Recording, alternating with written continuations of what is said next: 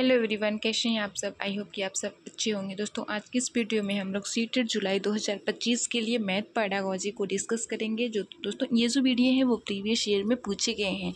तो चलिए अपने क्वेश्चन को डिस्कस करते हैं। निम्नलिखित में से कौन सा कथन गणित में मानकीकृत परीक्षाओं टेस्ट के लिए सर्वाधिक उपयुक्त है।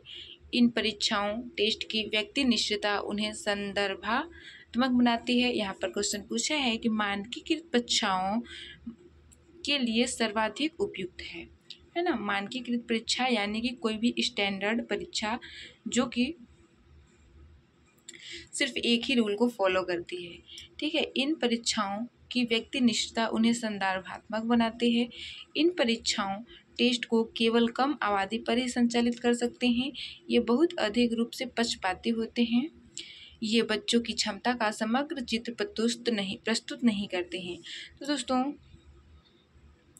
यहाँ पर पूछा है कि निम्नलिखित में से कौन सा कथन गणित में मानकीकृत परीक्षाओं के लिए सर्वाधिक उपयुक्त नहीं है। तो यहाँ पर हमारा डी ऑप्शन सही हो जाएगा। ये बच्चों की क्षमता का समग्र चित्र प्रस्तुत नहीं करते हैं।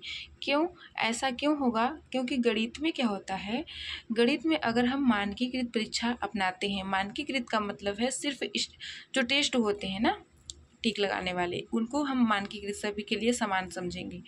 तो इस प्रकार के टेस्ट में क्या होगा कि गणित के बच्चों की क्षमता का समग्र चित्र प्रस्तुत नहीं किया जा सकता। जैसे कि बच्चा क्या हुआ, फाइनली आंसर वो रॉन्ग आया उसका। ठीक है, बाकी ऊपर का उसका जो फॉर्मूला था, जो सेटअप था वो उसका सही था, लेकिन लास्ट में आते आते उसका जो आंसर है वो गलत हो गया। तो यहाँ पर मानकीकृत परीक्षा का मतलब ये है कि अब उसको आंसर से मतलब है। मानकीकृत परीक्षा में क्या होगा, सिर्फ आंसर दिया रहेगा। ठीक है, अब बच्चा इधर तो सही था, फार्मूला सेट किया था, फार्मूला भी लगाया था, लेकिन वो क्या किया, कैलकुलेशन में उसकी गलती हो गई। तो यहाँ पर मानकीकृत आंसर तो वहाँ पर नहीं फिक्स हो पाया ना। तो इसमें बच्चों की क्षमता का समग्र चित्र प्रस्तुत नहीं हो पाया, क्योंकि वो पहले फार्मूला लगाया, उसको मानकीकृत परीक्षा से कोई नॉलेज नहीं मिला कि बच्चे ने फार्मूला लगाने जाना कि नहीं जाना, उसको सिर्फ आंसर से मतलब है। तो आंसर तो बच्चा गलत दे पाया है ना। तो ये इस प्रकार में समग्र चित्र प्रस्तुत नहीं हो पाता है। अब हम बात कर लेते हैं इसको। एक मानकीकृत परीक्षण का कोई भी वह रूप जिसमें सभी परीक्षार्थियों को समान प्रश्नों का उत्तर देने के लिए, ठीक है, या प्रश्नों के एक सामान्य बैंक से प्रश्नों का चयन करना होता है और मानक या सुसंगत तरीके से स्कोर किया जाता है, जो व्यक्तिगत छात्रों या छात्रों के समूह में सापेक्ष प्रदर्शन की तुलना करना संभव बनाता है। ये बच्चों की क्षमता का समग्र चित्र प्रस्तुत नहीं करते हैं। यह कथन गणित में मानकीकृत परीक्षाओं के लिए सर्वाधिक उपयुक्त है। मानकीकृत परीक्षा आपको समझ में आ गया होगा, सभी के लिए समान आंसर लाना, समान प्रश्नों के उत्तर देने के लिए। ठीक है, तो यहाँ पर मानकीकृत परीक्षा गणित में समग्र उनकी क्षमताओं का आकलन नहीं कर पाता है। अब हम बात करते हैं नेक्स्ट क्वेश्चन की। एक बच्चा योग और घटाव के प्रश्न निम्नलिखित प्रकार से करता है। यहाँ पर 6 - 3, तो यहाँ पर बच्चा क्या बताया है, 4 बताया है ना। 6 + 4 को 10 बताया है, ये तो सही है। 7 + 2 को क्या बताया है, 9 बताया है, ये भी सही है। 9 + 7 को 3 बताया है, जबकि 2 होता है। ठीक है, तो यहाँ पर घटाना वाला गलत किया है बच्चे ने। तो इसमें पूछा है क्वेश्चन कि उपयुक्त परिस्थितियों में बच्चा निम्नलिखित में से किन अवधारणाओं का गलत तरीके से अनुप्रयोग कर रहा है ना। मतलब किन अवधारणाओं का गलत तरीके से, मतलब ऐसा क्या किया कि गलत तरीका हो गया। यहाँ पर स्थानीय मान तो वो ठीक ही चुना, ठीक है, गलत हो जाएगा। समानुपातिकता की कोई बात आ नहीं रही है। पश्चगामी पश्च गिनती करना, तो यहाँ पर हमारा सी ऑप्शन सही हो जाएगा, पश्चगामी पश्च गिनती करना। चलिए अब हम लोग देख लेते हैं कि क्या पश्चगामी पश्च गिनती कर रहा है। तो यहाँ पर 6 को वो तब तक पढ़ रहा है जब तक 3 ना आ जाए। ठीक है, तो 6, 5, 4, तो वो लिखा 4, तो यहाँ पर पश्च गिनती किया। अब यहाँ पर देख लीजिए कि 9 को उल्टा गिनती करेगा तो क्या होगा, 9, 8, फिर 7 तक, है ना। 7 लिखा है तो 7 तक गिना, तो यहाँ पर वो क्या कर दिया, 3 लिख दिया। ठीक है, तो इस प्रकार से वो पश्च गिनती कर रहा है। चलिए अब हम बात करते हैं अपने नेक्स्ट क्वेश्चन की। निम्नलिखित में से कौन सा गणित में आकलन के लिए सबसे कम प्रासंगिक है। मतलब अगर हम कोई अध्यापक गणित का आकलन कर रहा है तो इसके लिए सबसे कम प्रासंगिक कौन है, मतलब सबसे पुअर कौन है। गणितीय दक्षता के पृथक संघटकों का परीक्षण कीजिए, बजाय उसके महत्वपूर्ण मूल्यवान पहलुओं के। जो महत्वपूर्ण हो उसे मापिए, उसे नहीं जो मापने में सरल हो। गणितीय समझ के आकलन में खुले सिरे वाले प्रश्न भी महत्वपूर्ण होते हैं। आकलन को शिक्षक और अधिगमकर्ताओं को प्रतिपुष्टि प्रदान करनी चाहिए। तो यहाँ पर क्वेश्चन हमारा पूछा है क्या कि निम्नलिखित में से गणित के आकलन में कौन सबसे कम प्रासंगिक है। तो गणित दक्षता के पृथक संघटकों का परीक्षण कीजिए, है ना। दक्षता के पृथक संघटकों का परीक्षण कीजिए, उसके महत्वपूर्ण मूल्यवान पहलुओं के, है ना, बजाय। तो यहाँ पर हमारा सबसे कम जो प्रासंगिक है वो ए ऑप्शन सही हो जाएगा, क्योंकि यहाँ पर बताया कि महत्वपूर्ण मूल्यवान पहलुओं को छोड़ दीजिए, बजाय, ठीक है, उनके पृथक संघटकों का परीक्षण कीजिए। तो यहाँ पर हमारा ए सही हो जाएगा, जो कि सबसे कम प्रासंगिक है। अब हम बात कर लेते हैं नेक्स्ट क्वेश्चन की। नेक्स्ट क्वेश्चन है, प्राथमिक स्तर पर गणित शिक्षण हेतु गणित खेल के उपयोग का कौन सा सबसे अच्छा उदाहरण होगा। प्राथमिक स्तर पर जो गणित शिक्षण हेतु, है ना, गणितीय खेल के उपयोग का कौन सा सबसे अच्छा उदाहरण होगा। तो बच्चों को संख्या अंक लिखे हुए कुछ खिलौने देकर स्वयं खेलने की अनुमति देना। अवधारणाओं के निर्माण हेतु शिक्षक शिक्षिका प्रतिदिन की पाठ्य योजना में गणितीय पहेलियों और आकृतियों, पत्थरों, डंडियों जैसे सामग्रियों का उपयोग करते हुए गणितीय खेलों को सम्मिलित करती है। तो हमारा यहाँ पर बी ऑप्शन सही है, क्योंकि शिक्षक जो शिक्षिका है प्रतिदिन की पाठ्य योजना में क्या करती है, गणितीय पहेलियों और आकृतियों, पत्थरों, डंडियों जैसे सामग्रियों का उपयोग करते हुए गणितीय खेलों को सम्मिलित करती है। ठीक है, अब हम बात कर लेते हैं सी ऑप्शन की।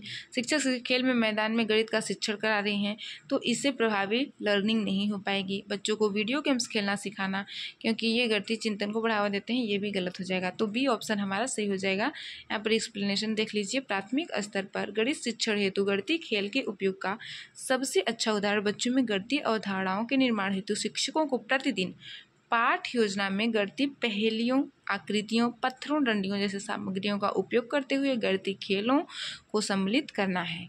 अब हम बात करते हैं नेक्स्ट क्वेश्चन की। प्राथमिक स्तर पर गणित की पाठ्यपुस्तक में अनिवार्यता से यह अवसर उपलब्ध होने चाहिए।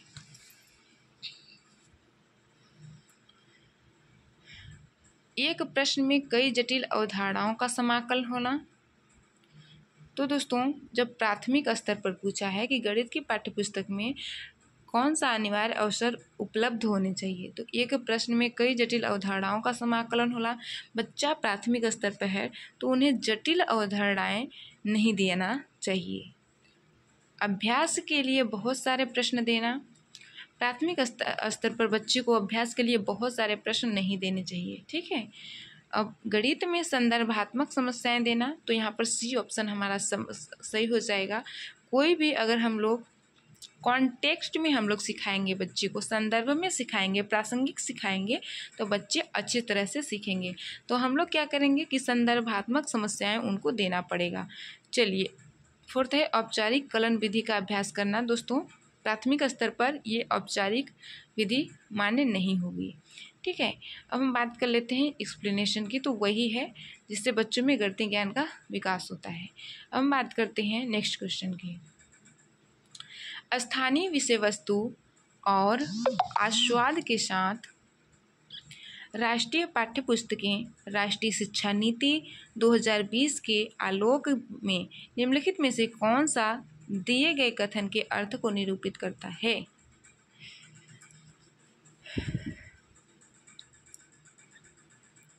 शिक्षक को बच्चों के स्थानीय भाषा में केवल मौखिक प्रश्न ही पूछने चाहिए। गलत हो जाएगा दोस्तों, है ना। सभी स्कूली पाठ्यपुस्तकों को हिंदी भाषा में अनुवाद किया जाना चाहिए। पाठ्यपुस्तकों को इस तरह से तैयार करना चाहिए जो कि विद्यार्थियों और समुदायों की आवश्यकताओं के मुताबिक हों। पाठ्यपुस्तकों में स्थानीय संदर्भों और आवश्यकताओं को के अनुसार वांछित बारीकियों और पूरक सामग्री को शामिल करना चाहिए। तो दोस्तों यहाँ पर जो क्वेश्चन है वो पूछा है कि स्थानीय विषय वस्तु और आस्वाद के साथ राष्ट्रीय पाठ्य पुस्तकें, ठीक है, राष्ट्रीय शिक्षा नीति 2020 के आलोक में निम्नलिखित में से कौन से दिए गए कथन को अर्थ निरूपित करता है। तो शिक्षक को बच्चों की स्थानीय भाषा में केवल मौखिक प्रश्न ही पूछने चाहिए, ये गलत हो जाएगा। ऐसा NAP 2020 नहीं कहता है। सभी स्कूली पाठ्य पुस्तकों का हिंदी भाषा में अनुवाद किया जाना चाहिए, ये भी NAP 2020 नहीं कहता है, ठीक है। पाठ्य पुस्तकों को इस तरह से तैयार करना चाहिए जो कि विद्यार्थियों और समुदायों की आवश्यकता के मुताबिक हो। तो यहाँ पर थर्ड ऑप्शन हमारा करेक्ट है। और नीचे बात कर लेते हैं फोर्थ की। तो पाठ्य पुस्तकों में स्थानीय संदर्भों और आवश्यकताओं के अनुसार वांछित बारीकियों और पूरक सामग्रियों को शामिल करना चाहिए। तो ये भी हमारा सही है और फोर्थ भी सही है। ऑप्शन दे रखा है क्या? हाँ, यहाँ पर हमारा डी ऑप्शन सही हो जाएगा। थर्ड और फोर्थ दोनों ही सही हैं। चलिए दोस्तों, अब हम बात कर लेते हैं अपने नेक्स्ट क्वेश्चन की। क्वेश्चन क्या दे रखा है कि कक्षा 5 के एक विद्यार्थियों को जब भिन्नों जैसे, ये कोई भिन्न है, इत्यादि को दशमलव संख्याओं में बदलने के लिए कहा जाता है तो वह क्या करता है? 3.10 को 1.3, 7/10 को 1.7, है ना, और 15/10 को 2.5 लिखता है ना। इस गलत अवधारणा के लिए सबसे अच्छा स्पष्टीकरण इनमें से कौन सा होगा, है ना। मान लीजिए कि यहाँ पर होना क्या चाहिए था, इसको होना चाहिए था 30/10, तो क्या हो जाना चाहिए था 0.3। इसको हो जाना चाहिए था क्या 70/10, तो 0.7, है ना। इस तरह से 0.25 होना चाहिए था, लेकिन बच्चे ने क्या किया है, 0 ना लगा के सीधे उसने काट दिया है ना। तो यहाँ पर हमारा क्या होगा कि गलत स्पष्टीकरण कौन सा हो, सबसे अच्छा स्पष्टीकरण कौन सा होगा? कक्षा में उसका लापरवाह रवैया है। हम बच्चा चाहे कुछ भी कर ले, कितना भी पागल हो जाए बोले, लेकिन उसको लापरवाह नहीं समझेंगे बच्चे को, ठीक है। और वह अंश और हर को जोड़कर दशमलव को प्राप्त संख्या के 2 अंकों के बीचों बीच लगा रही है। वह एक अलग प्रकार की गणितीय कलन विधि का उपयोग कर रही है। वह गणित से डरा हुआ है, अतः यह त्रुटि कर रहा है। गणित से बच्चा नहीं डरा हुआ है, ठीक है। वह एक अलग प्रकार की गणितीय कलन विधि का उपयोग कर रही है, ये भी गलत हो जाएगा। इसका द करेक्ट आंसर होगा वह होगा कि वह अंश और हर को जोड़कर दशमलव को प्राप्त संख्या के अंकों के बीचों बीच लगा रही है। देखिए यहाँ पर अंश 3 है और हर क्या है 10 है, इसके बीचों बीच वो 13 बना दी, इसके बीचों बीच वो दशमलव लगा दी, तो ये वाली गलती कर रही है, ठीक है। तो यहाँ पर हमारा बी ऑप्शन सही हो जाएगा। चलिए दोस्तों, अब हम बात कर लेते हैं अपने नेक्स्ट क्वेश्चन की। देखिए, एक शेष फल सर्वदा भाजक से कम होता है। प्राथमिक स्तर के विद्यार्थियों को यह समझाने के लिए निम्नलिखित में से कौन सी प्रणाली विधि सर्वाधिक उपयुक्त है? देखिए, एक शेष फल जो होता है सर्वदा भाजक से कम होता है ना। प्राथमिक स्तर के विद्यार्थियों के समझाने के लिए निम्नलिखित में से कौन सी विधि उपयुक्त है ना। हस्तकौशल सामग्री जैसे कंकड़ों, गेंदों, टोकनों इत्यादि का उपयोग भाज्यों के रूप में करें, जिनको विभिन्न तरीकों से बराबर समूह में बांटें और विद्यार्थियों को वांछित संबंध स्थापित करने दें। अलग अलग शेषफल मिलने पर आधारित विभाजन की केवल 2 अंकीय समस्याएं दें। यहाँ पर केवल वर्ड तो बिल्कुल गलत होता है। अलग अलग शेषफल मिलने पर आधारित विभाजन का केवल 2 अंकीय समस्याएं दें, ऐसा गलत होगा। श्यामपट्ट पर 1 या 2 विभाजन के प्रश्नों को हल करें और वांछित संबंध दर्शाएं, ये भी गलत हो जाएगा, ठीक है। बच्चे को हम लोग उसके वातावरण से जोड़ करके बताना चाहिए। तो संबंध को प्रमाणित करने के लिए गुणन एवं योग का उपयोग करें, ये भी गलत हो जाएगा। यहाँ इसका सबसे स्पष्ट आंसर हो जाएगा हस्तकौशल सामग्री जैसे कंकड़, गेंदों, टोकनों इत्यादि का उपयोग भाज्यों के रूप में करें, जिनको विभिन्न तरीकों से बराबर समूहों में बांटें और विद्यार्थियों को वांछित संबंध स्थापित करने दें। ऐसा करने से बच्चों में भाजक और शेषफल की ये धारणा सही हो जाएगी कि भाजक जो होता है वो शेषफल से जो भाजक होता है वो शेषफल से ज़्यादा होता है और जो शेषफल होता है वो भाजक से कम होता है, ठीक है, अब हम बात करते हैं नेक्स्ट क्वेश्चन की। अब दोस्तों वैन हेले से एक क्वेश्चन है कि वैन हेले के ज्यामितीय चिंतन के सिद्धांत के अनुसार प्राथमिक कक्षा के बच्चों में दृश्यीकरण के बुनियादी स्तर की अवधारणा के बारे में निम्नलिखित में से कौन सा कथन सत्य है। देखिए वैन हेले का एक सिद्धांत है जिसे हम लोग डिस्कस करेंगे अभी, है ना। तो इसका ऑप्शन पढ़ लेते हैं पहले। बच्चे ज्यामितीय आकृतियों को उनके गुणधर्मों के आधार पर पहचानने में सक्षम होते हैं। यहाँ पर पूछा है कि कौन सी स्टेप, दृश्यीकरण की स्टेप, ठीक है। एफ हमारा 0 स्टेप होती है वैन हेले की, ठीक है। अब हम बात करते हैं कि बच्चे ज्यामितीय आकृतियों को उनके गुणधर्मों के आधार पर पहचानने में सक्षम होते हैं। तो गुणधर्मों के आधार पर नहीं बल्कि उसकी आकृति के आधार पर देखते हैं, ठीक है। इस स्तर पर ज्यामितीय चिंतन प्रयोग निम्न संबंधित हो जाती है, ये भी गलत हो जाएगा। देखिए बच्चे ज्यामितीय आकृतियों को उनके स्वरूप और दिखावट के आधार पर पहचानने में सक्षम होते हैं। तो यहाँ पर दृश्यीकरण का जो दृश्यीकरण जो स्टेप है लेवल 0 है ना, लेवल 0 है ये वैन हेले की थ्योरी की, ठीक है। तो इसमें बच्चे क्या करते हैं, ज्यामितीय आकृति को उनके स्वरूप और दिखावट के आधार पर पहचानने में सक्षम होते हैं। यहाँ पर सी ऑप्शन हमारा सही होगा। इस स्तर पर ज्यामितीय चिंतन समझाती आकृति की परिभाषाओं से संबंध होते हैं, परिभाषा से नहीं बल्कि उनकी आकार और आकृति को देख करके बच्चा जानते हैं। दृश्यीकरण का मतलब ये है कि देख के समझना। अब हम बात करते हैं वैन हेले के ज्यामितीय चिंतन सिद्धांत के 5 स्वर दिए गए हैं। पहला है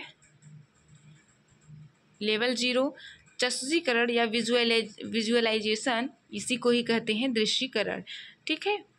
इसमें बच्चे सिर्फ वस्तुओं को उनकी आकृतियों के स्वरूप और दिखावट के आधार पर वस्तुओं को पहचानने में सक्षम होते हैं। जैसे समोसे की आकृति को देखकर त्रिभुज बताना, विकसित की आकृति को देखकर आयत बताना, रोटी की आकृति को देखकर वृत्त बनाना, यानी कि उनको देख के उनकी आकार समझ में आती है, वो विजुअलाइजेशन में होता है।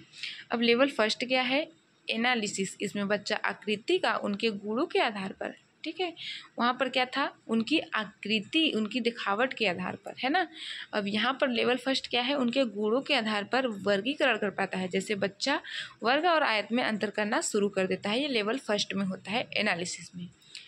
अब लेवल 2 क्या है, अनौपचारिक निगमन, इनफॉर्मल डिडक्शन। इसमें बच्चा आकृतियों के बीच संबंध बनाना शुरू कर देता है। जैसे कि कोई आयत दे रखा है, कोई वर्ग दे रखा है, तो इनके बीच क्या करता है, वो संबंध स्थापित करता है कि मैच कर रहा है नहीं कर रहा है। अब लेवल 3 क्या है, औपचारिक, फॉर्मल डिडक्शन। इसमें बच्चा आकृतियों के सूत्र ढूंढने लगता है। जो आकृति उसको दे गई है उनके बीच वो सूत्र ढूंढने लगता है। अब फोर्थ लेवल क्या है, रीजर। इसमें बच्चा अपने ज्यामितीय चिंतन के आधार पर वस्तुएं बना लेता है। तो वैन हेले मतलब अपनी ज्यामितीय चिंतन के आधार पर वस्तुएं बना लेता है, ठीक है। तो वैन हेले के ज्यामितीय चिंतन के सिद्धांत के अनुसार प्राथमिक कक्षा के बच्चों में दृश्यीकरण के बुनियादी स्तर की अवधारणा विषय में सत्य कथन है कि बच्चा ज्यामितीय आकृतियों को उनके स्वरूप और दिखावट के आधार पर पहचानने में सक्षम होता है। चलिए अब हम बात करते हैं अगले क्वेश्चन की। राष्ट्र और बच्चों के श्रेष्ठ संभव भविष्य को सुनिश्चित करने के लिए राष्ट्रीय शिक्षा नीति 2020 के अनुसार शिक्षकों की अभिप्रेरणा और उनका सशक्तिकरण जरूरी है। इस कथन को साकार करने के लिए CPD जैसे अवसरों को आरंभ करने का सुझाव दिया गया है। CPD का अर्थ क्या है, यहाँ पर CPD का फुल फॉर्म पूछा है।